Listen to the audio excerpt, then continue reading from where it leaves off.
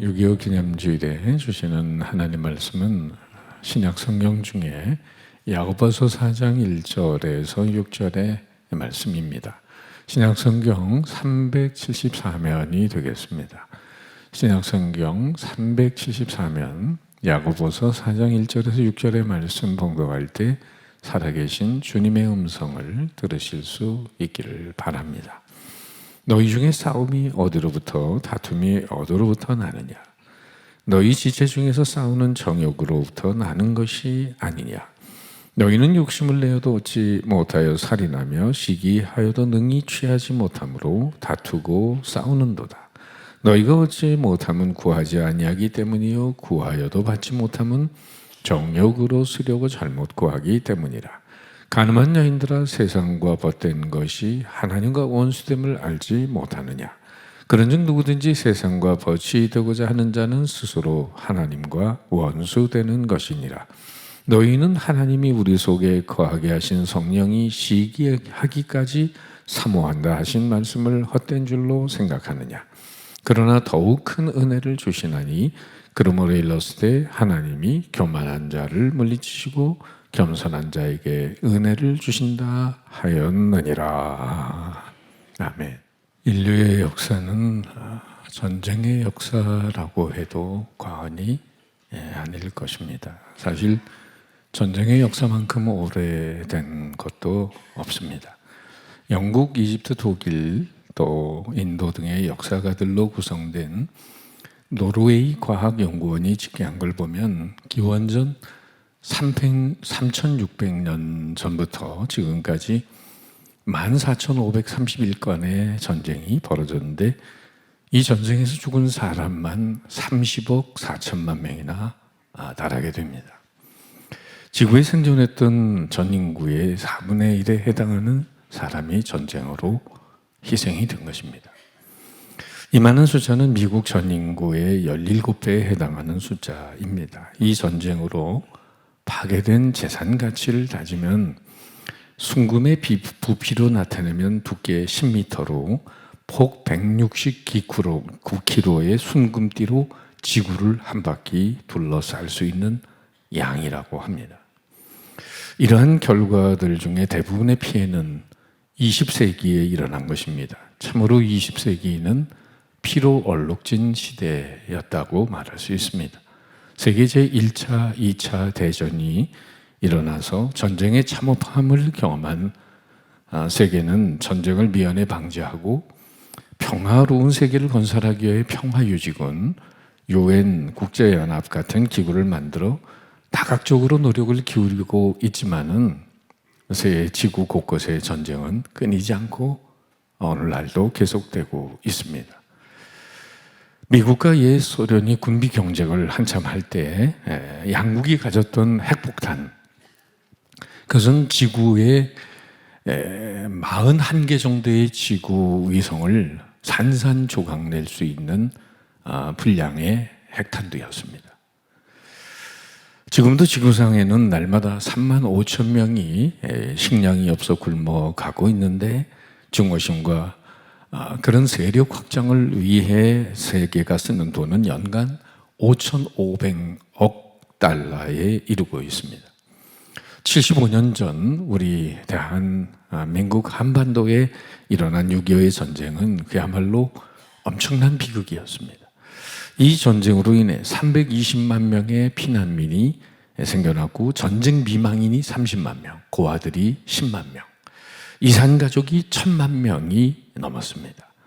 전쟁 중에 전사한 남한 군인의 수는 13만 7천 명이 넘고 유엔군의 숫자는 4만 명이 넘었습니다. 여기 부상당하고 실종되고 포로로 잡혀간 군인들의 숫자를 합하면 77만 6천 명이 넘습니다. 어디까지나 이건 희생당한 남한 군인들의 숫자에 불과합니다. 그러면 민간인들의 피해는 어땠을까요? 사망한 민간인, 학살당한 민간인, 부상당하고 실종당한 민간인들의 숫자는 무려 249만 명에 달합니다. 그 중에 북한의 민간인 수가 150만 명입니다. 한국전쟁은 만 3년 1개월에 걸쳐서 한민족의 이 강토에 참혹한 비극을 안겨주었으며 엄청난 재산과 인명 피해를 가져다 주었고 그 상처는 아직도 아물지 않았습니다. 이런 비극을 안겨준 한국 전쟁은 잊어서도 안 되고 또 잊지 못할 것입니다. 그렇다면 왜 평화를 추구하고 살아야 될 세상에서 인간은 전쟁을 일으켜야만 하는 것일까요? 왜 전쟁이 세상에 일어나고 있는 것일까요? 한 소년이 아버지께 물었답니다. 아빠, 전쟁은 무서운데 어른들은 왜 이렇게 전쟁을 일으키고 그러나요? 아버지는 어린 아들에게 현명한 대답을 하고 싶어서 잠시 생각하다가 얘야, 네가 알아듣기는 좀 어려운 얘기인데 그러나 한 가지 예를 들면 1914년에 세계 제1차 대전 전쟁은 독일이 이 벨지움을 공격하면서 시작이 됐단다라고 설명을 시작했는데 옆에서 듣고 있던 아내가 여보, 아이에게 가르치려면 진실을 바르게 가르쳐야죠. 그 전쟁은 처음부터 누군가가 살해가 되고 그것에 복수하다가 또 복수하다가 시작이 된 거죠. 남편의 말을 가로막으면서 아내가 얘기를 했거든요. 화가 난 남편은 아이에게는 적절하게 이야기를 해줘야 한다고 주장했고 아내는 그대로 얘기해줘야 된다고 언성을 높이다가 문을 쾅 닫고 나가서요. 그때 아이는 전쟁이 왜 일어나는 것 같다 고개를 끄덕였다고 합니다. 예일 대학에서 역사와 문명을 가르치는 도널드 케이건이라고 하는 학자 교수님이 쓴 책 On the Origin of War, 전쟁의 기원이라고 하는 책에서 그는 오랜 연구 속에서 전쟁의 동기, 전쟁의 원인을 총괄적으로 세 가지로 말하고 있습니다. 첫째는 두려움 때문이다 하는 것입니다. 상대가 두렵기 때문에 부작용으로 발작을 해서 전쟁을 일으킨다는 거예요. 오히려 힘이 넉넉하고 여유가 있으면 전쟁을 일으킬 이유가 없는데 요새의 말로 초강대적 여유가 있으면 전쟁은 없다는 거죠. 오히려 큰 힘이 평화의 기초가 된다는 것입니다. 이런 것을 학술적인 용어로 심리적 전쟁 동기론이라고 합니다. 두 번째 이유는 바로 이익 추구 때문이다. 그것은 실리적 전쟁 동기론이라고 말합니다. 경제적으로, 정치적으로 자국의 유익을 위해서 생기는 전쟁입니다. 그리고 세 번째는 명예 추구 때문입니다. 소위 명분적 전쟁 동기론입니다. 세계 2차 대전 때 독일 사람들은 게르만 민족의 우월성을 주장했습니다. 그래서 유대인들을 수도 없이 학살했습니다. 또 일본 사람들은 아시아에서 자신들이 최고라고 그렇게 말합니다. 영국 사람들은 앵글로색슨족이 최고라고 말합니다. 이러한 승리자의 영예, 승리자의 영광, 개인으로나 민족적으로나 이런 것들을 자랑하면서 소위 명분적 전쟁 동기를 만들어 가고 있는 것입니다.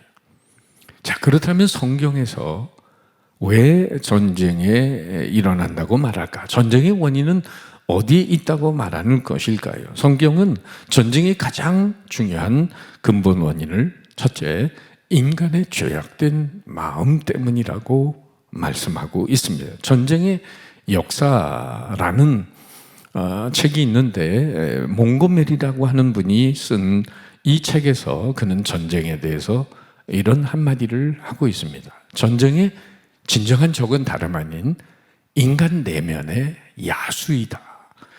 그러니까 여러분, 전쟁의 내면을 깊이 들여다보면 전쟁의 진정한 적이란 다름 아닌 인간의 내면의 동물적인 성향, 즉 죄악 때문이라는 것입니다. 오늘 죄의 형제 야고보는 야고보서에서 다툼의 원인, 싸움의 원인을 어떻게 말하죠? 1절, 2절 다 같이 읽어봅니다. 시작. 너희 중에 다툼이 어디로부터 나느냐? 너희 지체 중에서 싸우는 정욕으로부터 나는 것이 아니냐? 너희는 욕심을 내어도 얻지 못하여 살인하며 시기하여도 능히 취하지 못하므로 다투고 싸우는도다. 그러니까 싸움과 다툼의 근본 원인을 죄의 형제 야고보는 정욕과 욕심 때문이라고 말합니다. 정욕과 탐심만 물리치면 바로 사람은 행복하고 평화스럽게 살 수 있다는 말씀이죠. 갈비를 전문으로 하는 음식점이 도로를 사이에 두고 서로 마주보고 있었습니다. 수원에 가면 뭐 무슨 갈비 많잖아요. 그런 것처럼 두 집 다 무난한 매상을 올리고 있었지만은 같은 종류의 음식점으로 상대를 늘 견제하는 눈치였어요. 하루는 앞집에서 간판을 바꿔 달았는데 이렇게 바꿔 달았어요. 원조 닭갈비. 그러니까 그 간판의 효과를 발휘했는지 손님이 늘어 재미를 봤어요. 맞은편 식당에서는 이것의 질세라 그 다음날 간판을 이렇게 바꿨죠. 진짜 원조 닭갈비. 그래서 조마조마하게 두 집 사이에 맴돌던 전우는 드디어 폭발을 합니다. 양쪽 집의 싸움은 감정 싸움이 되어 이성으로는 걷잡을 수 없는 지경이 돼버리고 말았어요. 전투 양상은 점점 치열해지면서 하루에도 간판을 몇 번씩 바꾸고 비용만 해도 엄청날 텐데 그런 손익계산은 더 이상 눈에 들어오지도 않는 모양입니다. 상대를 누르게 말겠다는 자존심과 오기가 발동을 해서 우리가 진짜 원조 닭갈비 그러면 상대편이 원조 특허받은 진짜 닭갈비 그러면서 또 뒤에다가는 귀 유사 닭갈비 하고는 경고문까지 내달았어요. 그 다음날 또 앞집에서는 원조라고 다 원조냐. 주인들은 물론이고 조봉어방까지 다 걷어붙이고 나와서 멱살 잡고 욕설을 하면서 길바닥에서 싸우기 시작했습니다. 구경 중에 제일이 불구경, 싸움 구경이라면서요. 흥미있게 싸움 구경하던 사람들도 이 험악한 분위기에 다 자리를 뜹니다. 입맛을 잃은 단골들은 혀를 차면서 목자골목으로 옮겨갔어요. 이젠 손님이 코빼기도 안 보입니다. 양쪽 식당 다 단골을 잃어버리고 재기불능 상태에 이르게 됩니다. 주저앉게 됩니다. 상처뿐인 전투 이제 그만합시다. 화해를 했지만은 이미 제정신 차리는데 손님들은 다 사라지고 말았던 거죠. 성경에 무슨 말씀이 생각납니까? 갈라디아서 5장 15절 만일 서로 물고 먹으면 피차 멸망할까 조심하라. 한마디로 전쟁은 모든 것을 다 앗아가고 만나는 것입니다. 모두가 망하는 지름길이라는 거예요. 1945년 대동아 전쟁이 끝났을 때 전쟁을 승리로 이끈 미국의 메가더 장군이 일본의 동경을 방문합니다. 그럴 때 동경 시민들이 구름대같이 모여서 적국의 장군인 메가더 원수를 환영했는데 메가더 장군은 그 환영하는 일본 군중들을 향해 유명한 연설을 했고 그리고 그 연설 끝에 이런 말을 했습니다. 온 세계가 당면하고 있는 문제는 경제 문제입니다. 경제 문제는 군대 문제입니다. 군대 문제는 정치 문제입니다. 정치 문제는 정치가의 양심 문제입니다. 양심 문제는 도덕 문제입니다. 도덕 문제는 종교 문제입니다. 종교 문제는 신학적 문제입니다. 결국은 무슨 얘기일까요? 모든 것은 인간의 내면의 죄로 인해 시작된 것이다 라고 하는 말을 하는 거예요. 양심의 문제, 도덕의 문제가 가장 큰 문제임을 말하고 있는 거예요. 여러분, 오늘 현대인들에게 가장 결정적인 문제는 경제 문제, 기술의 문제가 아니에요. 정치적인 수완의 문제도 아닙니다. 진실의 문제요, 양심의 문제임을 우리는 이 시대에 똑똑히 바라보고 있습니다. 옛날 미국에서 남군, 북군, 링컨 대통령 당시에 남북전쟁이 일어나지 않았습니까? 노예 문제로 인해서. 그럴 때 서로 양쪽에 다 하나님 믿는 사람들이 있는데 그들이 하나님이 누구 편일까? 이렇게 고민하면서 있을 때 링컨이 연설을 하면서 이렇게 말했답니다. 하나님이 어느 편에 계신가를 생각하지 말고 내가 하나님 편에 있는가를 생각하라. 그렇습니다. 인간끼리의 다툼이나 전쟁의 원인은 우선 인간이 하나님의 편에 서 있지를 못하기 때문입니다. 하나님과 멀어진 마음, 정욕과 탐심에 물든 마음으로 인해 시기와 질투로 이어져 전쟁이 일어나게 되는 것입니다. 남미의 아르헨티나와 칠레는 양국의 우호를 다지기 위해서 국경에 큰 예수님의 동상을 세우게 되었답니다. 그런데 이 동상으로 인해서 오히려 양국 간의 전쟁이 일어날 뻔했습니다.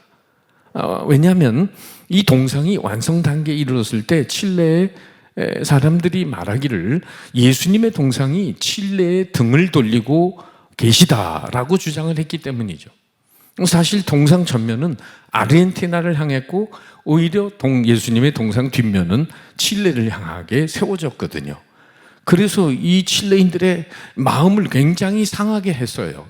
예수님이 우리한테 등 돌리고 계시니까.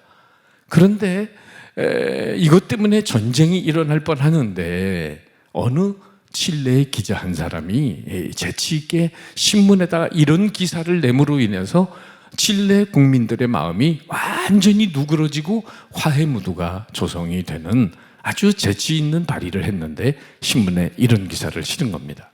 예수님의 얼굴이 아르헨티나를 향해 서 계시는 이유는 아르헨티나가 칠레보다 더 예수님의 보살핌이 필요한 나라이기 때문이다. 할렐루야.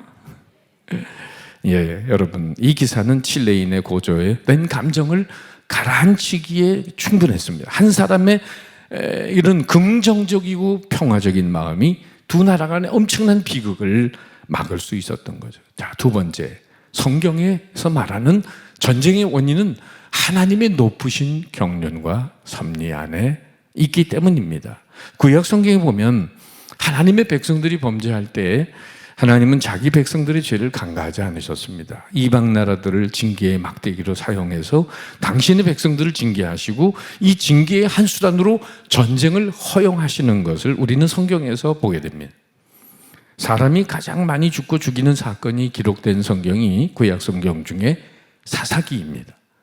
사사기에 보면 사람들이 자기 소견에 옳은 대로 행하던 그런 방탕한 역사를 기록하고 있습니다. 하나님의 백성들이 타락하면 하나님 주변의 국가들이 그대로 침입하는 걸 내두십니다. 그리고 전쟁이 일어납니다. 그러면 하나님의 백성들이 하나님 앞에 간절히 기도합니다. 살려주세요. 그러면 하나님이 사사들을 보내서 그 민족을 구원합니다. 그리고 다시 평화의 시대를 줘요. 평화의 시대가 오면 또 다시 우상 숭배를 하고 또 죄를 범해요. 그러면 하나님이 또 이웃 나라가 침범하는 걸 또 허용하십니다. 그래서 또 하나님 앞에 부르짖게 만듭니다. 그러니까 사사기는 도식으로 말하면 범죄, 전쟁, 간구, 평화, 다시 범죄, 전쟁, 이것이 계속 순환되는 역사가 사사기의 역사예요. 이런 경험을 통해 이스라엘 백성들은 겸손함을 배우고 하나님과의 바른 관계를 맺게 됩니다. 저 유명한 영국의 C.S. 루이스 교수는 이런 말을 합니다. 나는 전쟁을 원하지 않는다. 나는 고통을 원하지 않는다. 그러나 만일 인류 역사 속에 전쟁이 없었더라면 인간들은 얼마나 오만하였겠는가. 전쟁을 통해서 하나님은 당신의 백성들을 바른 길로 인도하십니다. 더 넓은 세계로 인도하시고 궤도를 수정하게 하십니다. 역사가들이 어떻게 기록을 하고 있는지 두고 봐야 할 문제지만 우리가 만일 6.25라는 사건을 겪지 않았다면 우리는 어떻게 됐을까? 물론 6.25는 이 땅에 엄청난 비극을 가져온 사건이면 틀림이 없어요. 그런데 혹자는 이렇게 말하는 사람들이 있습니다. 6.25가 없었다면 우리는 꼭 월남처럼 되었을지 모른다. 남한은 공산화가 되고 말았을 것이다.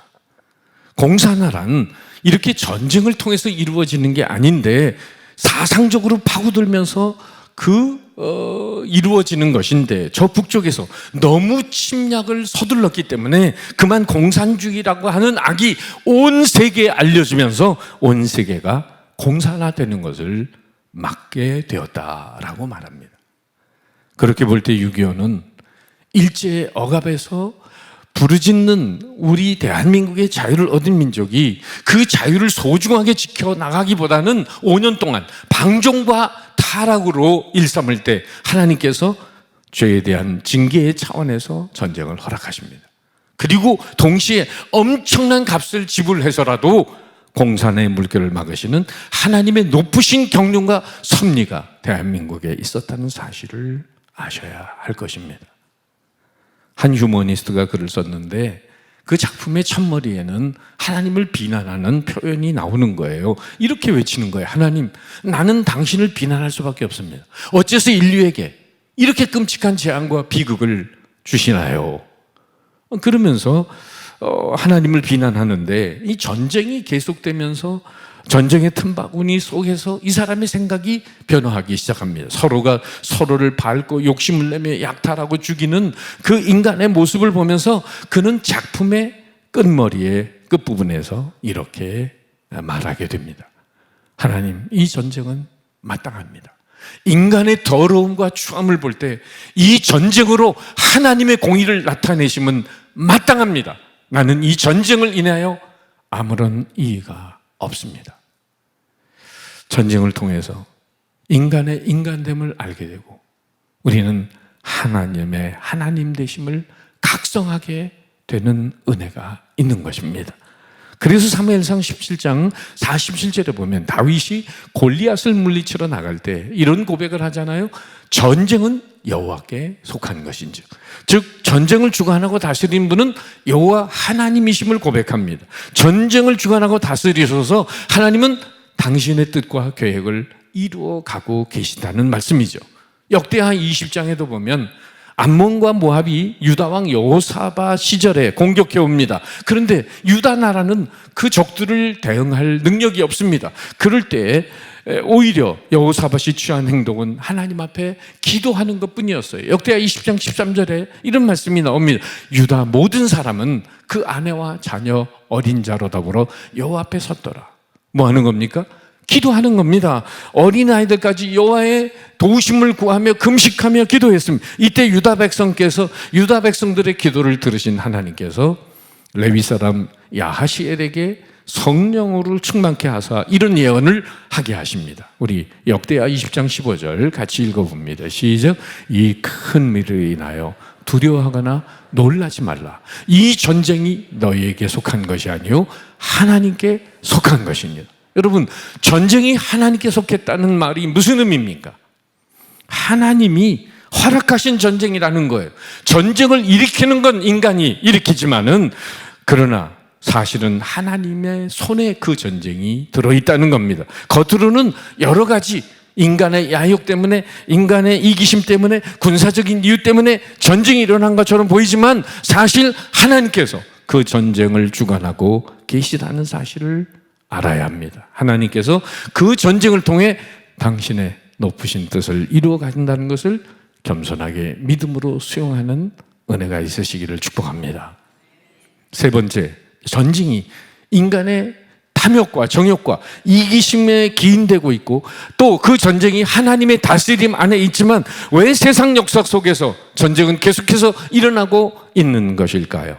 그 이유는 세 번째, 전쟁은 인간을 향한 경건한 삶에 대한 하나님의 촉구이기 때문입니다. 그것은 마치 탕자가 아버지의 재산을 받아가지고 가서 허랑방탕한 삶을 살다가 거지꼴이 돼서 회개하면서 아버지의 품으로 돌아오게 되는 것처럼 우리는 유교에 끝난 이 잿더미와 참상과 비극을 경험하면서 우리 민족은 경건히 하나님을 찾게 되었습니다. 이것이 한국교회의 오늘날 부흥의 기초가 된 거예요. 하나님은 일찍이 예레미야 선지자를 통해서 이런 말씀을 하셨습니다. 여호와의 말씀이니라. 너희를 향한 나의 생각을 내가 하나니 평안이요 재앙이 아니니라. 너희에게 미래와 희망을 주는 것이니라. 6.25가 비록 가슴 아픈 역사의 고통이었지만 전쟁을 통해 이 민족을 연단하시고 성장시켜 주셨습니다.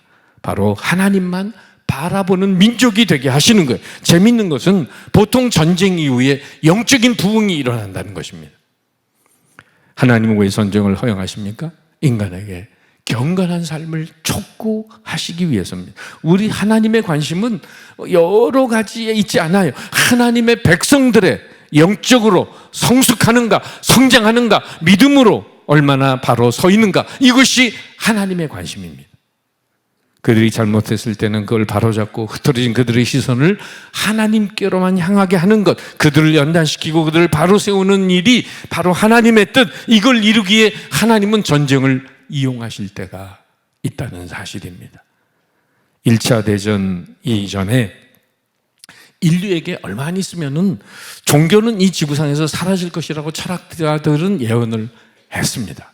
종교의 무덤이 생겨날 것이라고 큰 소리 치던 사람이 많았어요. 그런데 막상 세계대전을 겪으면서 이 세상에는 종교가 우후죽순처럼 생겨났습니다. 지금은 종교의 르네상스 시대가 됐어요. 킬링필드에서 수백만 명이 죽어간 캄보디아 땅에도 하나님을 찾는 경건한 사람들이 나날이 늘어나고 있는 것입니다. 결론의 말씀입니다. 그렇다면 우리는 이 전쟁에 대한 신앙인의 올바른 태도는 어떠해야 될까요? 세 가지로 생각해 볼 수 있는데, 첫째는 군비론, 밀리터리즘이 있어요. 바로 모세의 율법에 근거해서 눈은 눈으로, 이는 이로 응해야 된다는, 갚는다는 것이죠. 전쟁을 막는 방법은 전쟁밖에 없다는 생각입니다. 그러나 이것은 성경적이 아닙니다. 예수님은 뭐라고 하셨죠? 칼을 가지는 자는 다 칼로 망하느니라. 아인슈타인의 우스운 이야기가 있는데, 원자 폭탄의 발명의 전기를 마련했던 아인슈타인에게 한 친구가 찾아와서 이런 질문을 하는 거예요. 어떤 새로운 무기들이 3차 대전에 될 것 같은가? 깜짝 놀랄 초과학 무기겠지? 잠시 고개를 숙이고 생각에 잠겨 표정을 짓던 아인슈타인이 천천히 입을 열어요. 3차 대전에 어떤 무기들이 사용될지 잘 모르지만은, 그러나 3차 대전이 끝나고 4차 대전 때에는 어떤 무기를 인간이 사용할지 나는 그건 확실히 알고 있어. 아니 그래? 아니 그건 핵무기를 능가하는 거겠지? 친구가 묻자 아인슈타인이 이렇게 대답했습니다. 그것은 돌과 창이지. 여러분, 우리 썸네일에 처음 보였던 그림이 뭘 얘기합니까? 원시시대에서 문명이 발달하면서 전쟁도 발달합니다. 마침내는 원자폭탄이 터지는데 다 사라지면 구석기, 신석기 시대로 돌아간다는 얘기입니다. 그러니까 모두가 다 전쟁으로 망한다는 거죠. 두 번째, 이상적인 평화주의라고 할 수 있는 비전론이 있습니다. 그 어떤 전쟁도 허용할 수 없고 전쟁은 하나님의 뜻일 수 없다는 논리입니다. 출애굽기 15장 3절에 보면 홍해 바다를 건너고 난 다음에 하나님을 찬양하는 그 내용 중에 여호와는 용사이시니라는 말씀이 나옵니다. 용사라는 말은 Man of War, 전쟁의 사람이라고 하는 거죠. 성경은 종종 하나님을 전쟁에 능하신 분이라고 표현하고 있고, 오늘도 아까 말씀드린 대로 전쟁은 하나님께 속한 것이라고 말씀합니다. 구약에 보면 하나님은 직접 전쟁에 개입하시고 전쟁을 주관하시는 것을 볼 수 있어요. 우리 주님께서도 말세를 예언하면서 말세가 되면 세계 도처에서 난리가 일어나고 민족이 민족을 대적하게 될 것이라고 하셨습니다. 그리고 요한계시록에는 이 역사상 마지막 전쟁이 있는데 그것을 아마겟돈 전쟁이라고 하는 것입니다. 근데 어떤 분들은 아마겟돈 전쟁이 뭐예요? 그러니까 개가 깨져가지고 아마도 개돈 때문에 싸우는 전쟁이 아마겟돈 전쟁일 거야.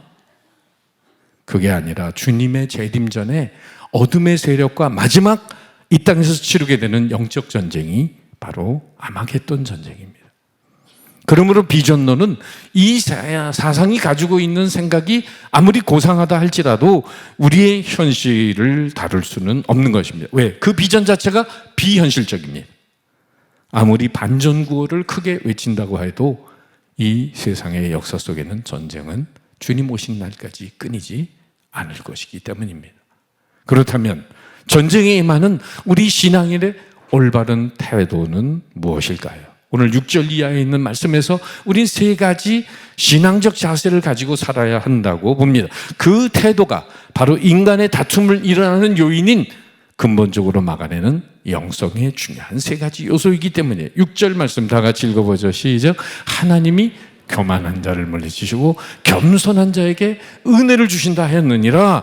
무릇 잘난 사람들이 있는 곳에는 다툼과 불화가 많습니다. 그러나 스스로 못난 척하는 사람이 있는 겸손한 사람들은 오히려 평화와 안정이 깃드는 법이죠. 끝까지 겸손해야 된다. 둘째는 7절에 마귀를 대적하라는 그런 말씀을 통하여는 우리가 두 번째 하나님의 말씀으로 무장해서 육신의 정욕, 안목의 정욕, 이생의 자랑에 대한 유혹을 물리치고 살아야 된다. 그리고 세 번째 8절 말씀 하나님을 가까이 하라. 그리하면 너희를 가까이 하리라는 오늘 야고보의 말씀을 통해서는 세상이 악해지는 만큼 주님과의 사귐의 깊이를 더하여 갑절의 영감을 가지고 살라고 권면합니다. 여러분, 싸움이, 다툼이, 전쟁이 어디로부터 난다고요? 말씀에 있는 대로 인간의 교만과 탐욕과 정욕과 그 배후에 있는 어둠의 권세, 사단의 역사로 일어나지만은 겸손한 마음으로 늘 하나님을 가까이 하면서 어둠의 권세를 제압하며 어디서나 안정과 평화가 깃든 평화의 공동체를 이루어가는 축복의 통로, 은혜의 통로가 되시기를 주님의 이름으로 축복합니다. 기도하겠습니다.